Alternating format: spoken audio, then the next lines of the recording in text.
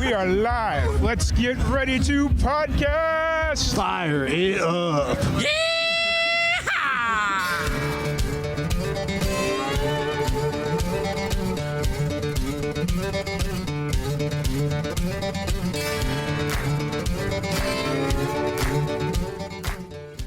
Welcome back to another live and amplified Indiefusion Podcast. I'm your host, Tom Kwiat, and we're back at it again with another amazing podcast. Today, we have a very special guest joining us. We have Kayne Falcon. How's it going?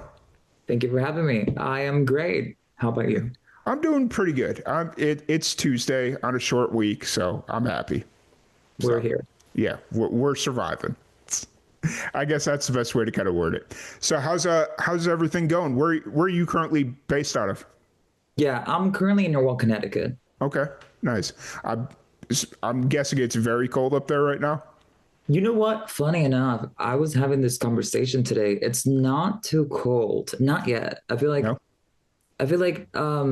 it's cold, but it's not like freezing frostbite level. Yeah. I feel like we're gonna get there slowly towards the end of the month. Yeah. And how long have you been in Connecticut? My whole life. Okay. But you're originally born from Costa Rica, or born in Costa Rica, right? Yes. So I came here at a very young age, but I grew up here entirely. Okay. Since I was like a child. Fair. So the cold is nothing new to you. No, fun fact, I actually really do love the cold. Like, I think winter is like the best time for me particularly. I hate this. Like, I'm not a big fan of the sun. Fair. You know what I'm saying? I feel like I have curly hair, I have long hair, and I cannot risk the frizziness of it. So personally, I really do love cold weather. I think it's like the best. Fair. I grew up in Chicago and I couldn't get out of there fast enough because of the cold weather. I'm so over it, but it is what it is. So how's everything with your music going? Yeah.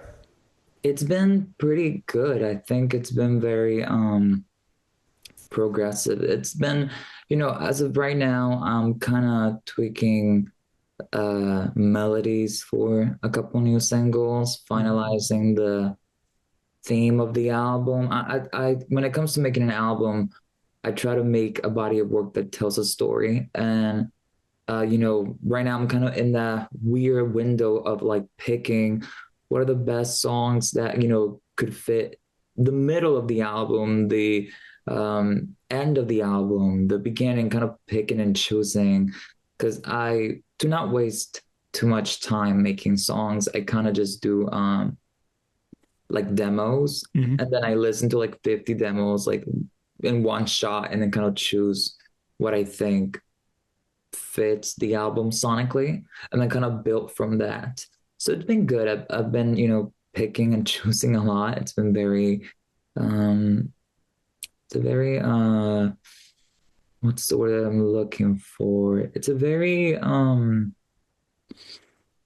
it's kind of crucial, but it's also it's not common.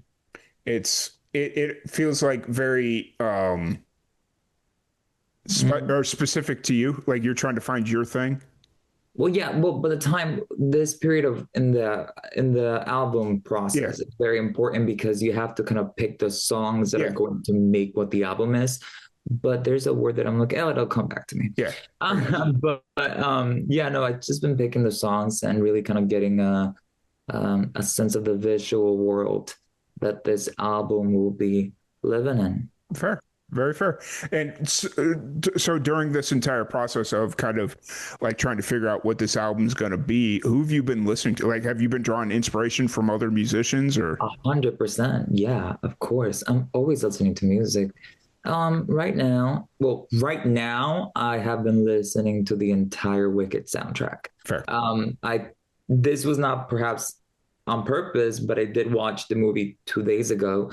That was brilliant. So as of right now, in this current time, I have been listening to a lot of Wicked, a lot of, theater music, and it's been very, I love it. I think, I have this big respect for people that can sing for 2 hours on end. And so listening to these songs and the stories and kind of, I don't know about you, but I actually didn't really know much about the Wicked lore, the whole Hmm. story behind it. Yeah. So I've been kind of dwelling into, the whole world of the Wizard of Oz and everything. So it's been pretty cool actually. Yeah. I really do enjoy the learning about it. But a lot of pop music as always, but being specific, the Wizard, I mean, sorry, Wicked, the Yeah. sound. Fair. Fair. Yeah. I mean, I don't know a whole lot about like the Wicked side of things. I grew up watching Wizard of Oz, like the original 1920s, 30s, whenever it was, with Judy Garland and stuff like that. But other than that, everything like the Wiz, Wicked, all the different iterations, I know nothing about it. So honestly, Wicked, I didn't even know there was a second Wicked coming out until I saw the ad for like on Peacock or whatever it was. It was Right. like, wait a minute, they made a second one of those things already? So yeah, I I'm so out of touch when it comes to musicals and stuff like that. It's not even funny. I mean, like, I I'm not too like musical savvy. Like I kind of have to, I don't know much about the theater world. I would love to get more into it, but I do know that Wicked is one of those like, if not the biggest Hmm. musical there is, Oh for yeah, sure. for sure, for sure. So, what got you into music originally? Was that something like you found yourself? Was it your family stuff? You know?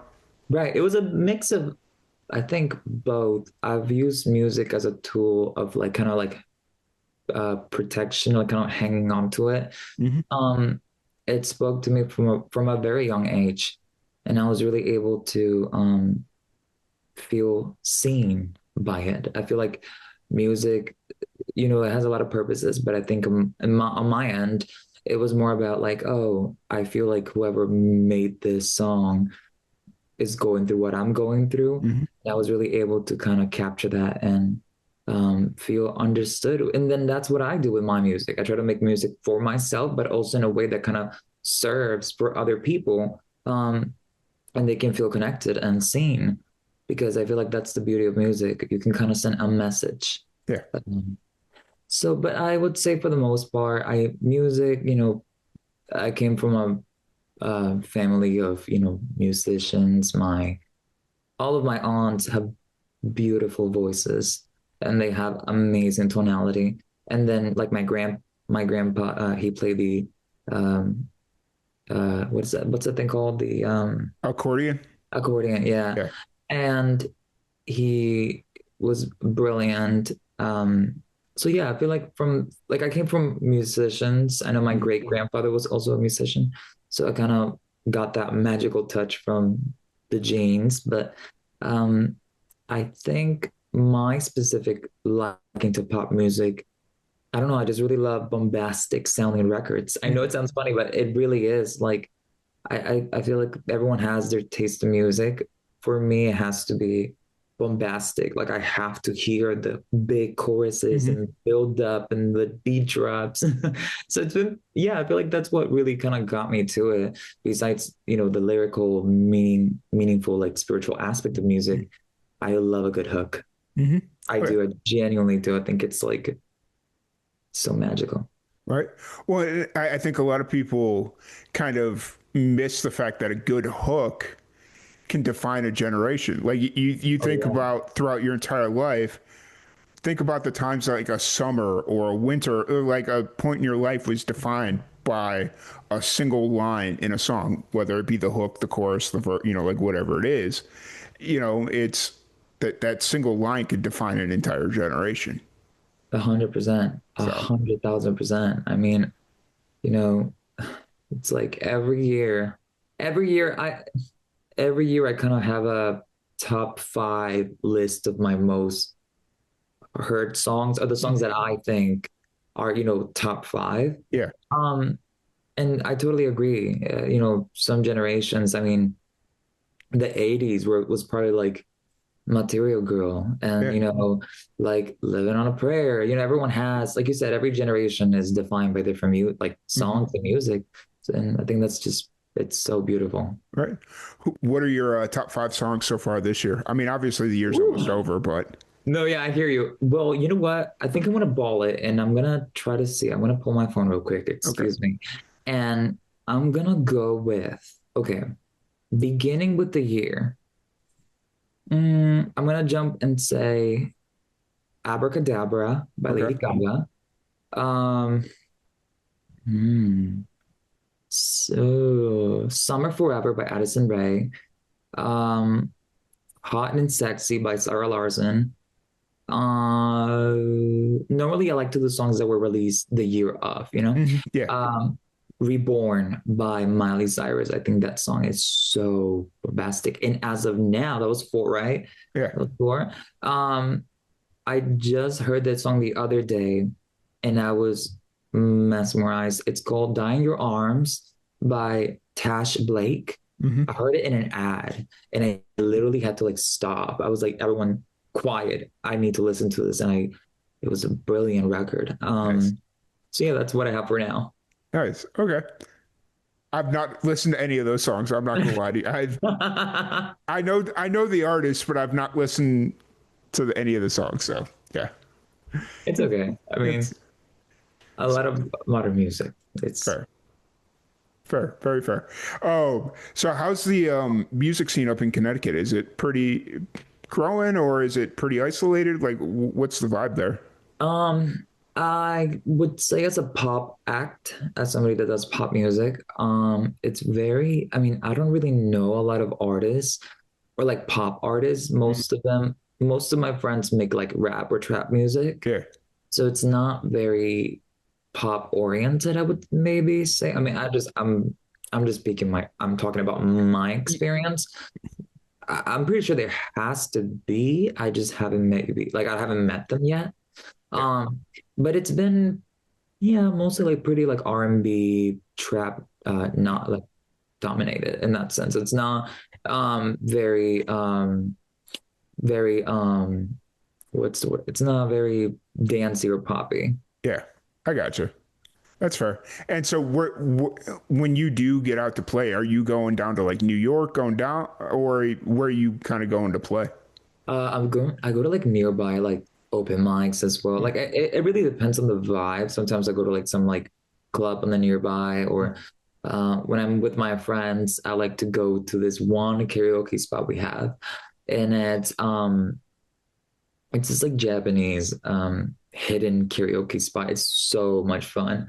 So I'll bring my friends over. We'll go and sing there. For my performance, since it's kind of I've done a lot of online concerts. Mm-hmm. I feel like a lot of it is online now, so you're kind of like you have to perform in front of Yeah. the camera. But it's been yeah, I feel like a little bit of everything. I want to do more performances in New York City. It's just a matter of like finding them. Yeah. Like I've been trying to look around. I'm like trying to see every so often. Be like, where can I go and sing Yeah. pop music? Because again, you want to go and perform in front of people Mhm. who have an interest for the music they make. Okay. I feel like for you, your best bet is probably like club finding the clubs. Like I feel like that's probably the best play for you, and I feel like New York would probably be the place to have those clubs. For sure. So It really is. I mean, and don't get me wrong, I love the club scene. I mean, I definitely have to still go and check it out. It's just a matter of, looking the right ones and make mhm. sure that people are vibing with the music. Oh yeah, for sure. Because and I think that's another thing that's like overlooked by a lot of musicians. They're just, especially when they're so young in their career, trying to get where they can get.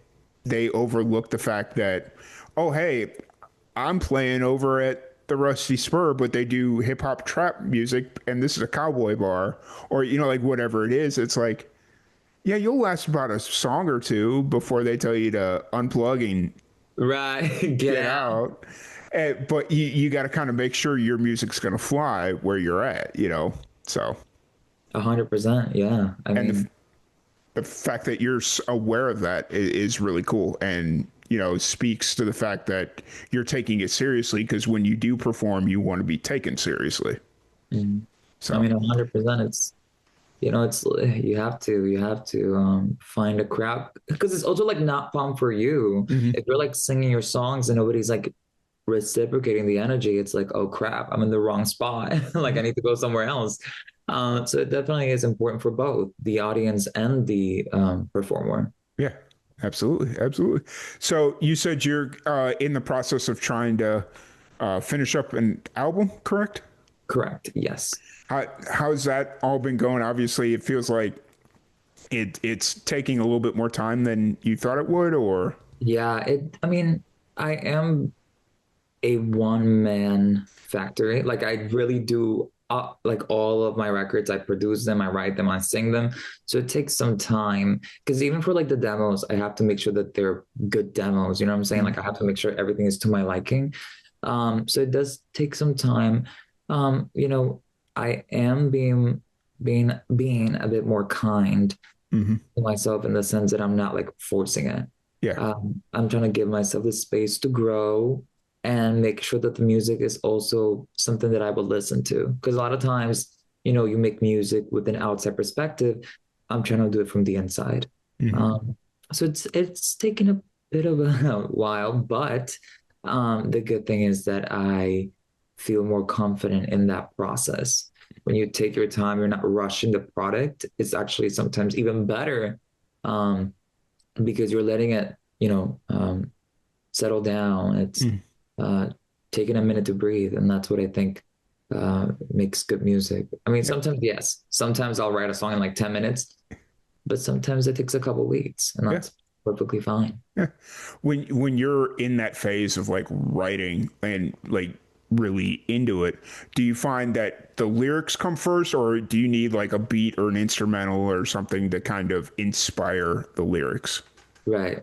Definitely the instrumentals come first. Okay. The music, I would say melody and instrumentals are the first thing I think about. Hmm. Lyrically, it's pretty, you can put a, theme on top of a song pretty easily, but I think melody and instrumentals, the beat Hmm. is super important. Yeah. I am a producer first, Hmm. therefore my beats, I have to like them all, even if it's just, a specific part of it, like I have to like it, or else what's the point? Right. Like you have to. I mean, but definitely like melody is really important as well for me. All right. Well, you bring up an interesting point. It's like if you're going to have to perform these songs for the entirety of its life of your music career, for a very long time, and if it's a song that you can't stand, at some point it becomes not fun anymore. 100%. I mean, that's why I take my time because I'm Right. aware. Like, if you have to go to these festivals, I want to make sure that whenever a song of mine comes on, I feel proud of it. I feel like this is my song. Like, I love it. You know what I'm saying? I don't want a song to come on and then I'm like, oh my I have to play the song again. Right. It happens. I mean, I have, you hear stories of big artists who have to play their hits and they're just so tired of it. So I do want to make sure that the music that I make, I'm proud of it first because it's my music. Yeah. Because if I'm going to perform this for the next 40, 30, whatever years, Yeah. I want to make sure I enjoy it. I want to make Yeah. sure I'm having fun. I don't want to, be forcing myself into, all right, here we go. Yeah. Another time, another round. Yeah. Well, Right. yeah, like, and I mean, at some point, I understand if if you're lucky, a musician that's lucky enough to have a 30, 40 year career, do you really want to be playing the same song for 30, 40 years? Yes, that part I get, but to completely disown it, like you said, there's so many musicians out there that have that one mega hit or that mega hit that they just hate performing, and so you never hear it. It's like that's not fair to the fans. Like you gotta at least somewhat enjoy it. So Exactly. I mean, yeah, like I said, it's a balance of both. And I mean, but then again, I feel like that's what it is, though. I feel like if you have a good song, it's going to stand the test of time, hmm, regardless of what it is. You know what I'm saying? Like, I could drop Papa Don't Preach again in yeah, 2025. I could drop, I don't know, Hung Up or Mamma Mia or I don't know, a big record, and it would still stand the test of time. That's yeah, what I believe it's really important. I feel like, unfortunately, due to the, social media and stuff, people just want to drop music like, like it's like Hmm. popcorn. And I'm like, no, I rather take some time and really like craft the Hmm. sound because I do believe artistry, it's an art. You have to master it. You know what I'm saying? Hmm. Well, that's if you at least want to have like a long respected career and a catalog that you're proud of. You have to take, you know, put those 10,000 hours in. I don't think Hmm. there's any excuse to not do that if you're being serious about the job that you have. And that's why I think, on my part at least, it's an honor to make music, and I try to really take it as what it is and make the best of what I can make with it. Hmm. Absolutely. Absolutely. So outside of music, what do you like to do? What do you like to get into? Well, as of right now, a lot of journaling. I love writing. I love going on walks. I love in general, like working out. Hmm. I think it's really important. I'm really, well, as of right now, spending time with family. I think it's something that I took for granted for a while. So just going around, going with my cousins, my baby cousins, bringing them to, get some food, get some ice cream. I think it's really important. I think, besides like hobbies, like reading, I Hmm. think getting back into reading again. Um, what am I doing? Because I'm not gonna lie, music does take most of my schedule. So it's a bit of a difficult question, but Yeah. besides that, Now, um, is most of your family in Connecticut, or you still got family out in like Costa Rica and stuff like that? both. Like half. It's kind of like half and half. Okay. Both half and half. Yeah. I went there like a couple months ago to do a TV radio and like sorry, a TV interview for Nice. the national news that they got going on there. Because Costa Rica is such a small country. Hmm. So whenever somebody is like making waves, they're really proud of, you making it that far, and people were they were interested, and I did an interview. They were so sweet. Um, but yeah, it's like both. It's like we have half of them here and half of them there. Okay. Um, but I love my family, and I'm so grateful to have the people around me that inspire me. I think family is something that is so beautiful. Now, don't get me wrong. Like every human being, we all have our days, but I think um, that connection is really powerful. And I think I wouldn't necessarily make music the way that I do if it wasn't for my family. Like, Mhm. again, coming from a background of musicians, somewhere in there, there has to be, like my great grandfather's influence or my grandpa's influence, or, you know what I'm saying? So, yeah, family and culture are really important All in right. the making of music for me. Nice. That's really cool. And the fact that you're able to visit with your family and kind of keep those ties and bonds strong, I think it really helps keep you grounded as a musician as you kind of progress through your career. Those strong ties will really be a good thing to have. 100%. I think, like you said, being grounded is so important because at any given time, you blow up, you get all this, whatever, and then it gets to your head. And once it gets to your head, that's when you have to, that's where you have to normally draw the line. Hmm.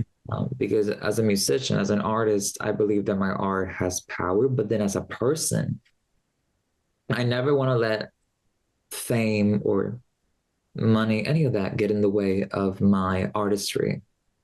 So I think it's a good balance. It's important to have that balance for Hey, sure. hey, have you ever seen the movie Pop Star with oh the guy from SNL, Andy Samberg? Or yeah, I don't watch movies. I okay. watched Wicked. I watched Wicked, but that's like the only movie I've Fair. watched this year besides Finance of Praise that I'm going to watch next week. But Fair. But that movie, Pop Star, is about everything we just talked about. Where the it's a very satirical, so it's like a comedy or whatever. But it's about a group of friends that make it in the music industry, and one guy starts to like break away and becomes like the pop star.